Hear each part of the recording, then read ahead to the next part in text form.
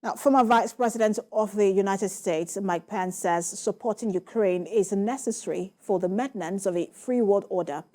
In an interview he granted, Mr. Pence called on the Biden administration to provide resources to Ukraine more rapidly and to prevent the Russian President, Vladimir Putin, from attempting to redraw international lines by force.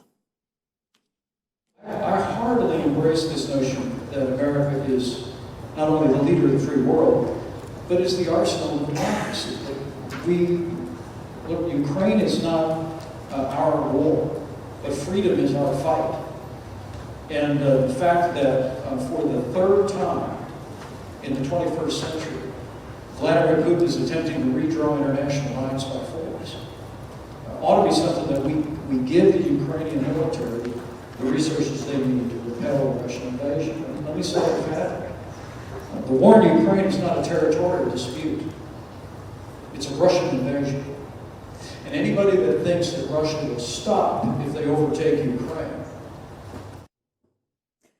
NATO Secretary General Jens Stoltenberg has presented the Alliance's annual report for the year 2022 in Brussels. The report covers various challenges threatening NATO member states over the past year, with Russia's full-scale invasion of Ukraine dominating the agenda.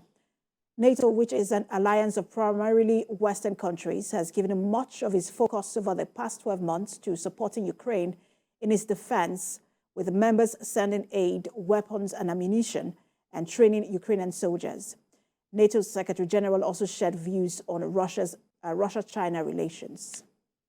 Of course, the meeting that takes place in Moscow is part of a pattern we have seen over the last years, where China and Russia are coming closer and closer.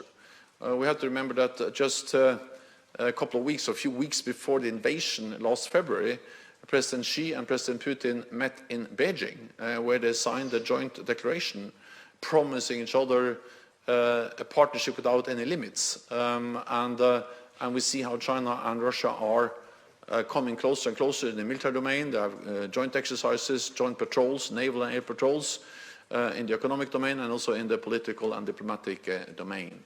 So the meeting in Moscow is part of that pattern where China and Russia are working more and more closely and building a stronger and stronger partnership.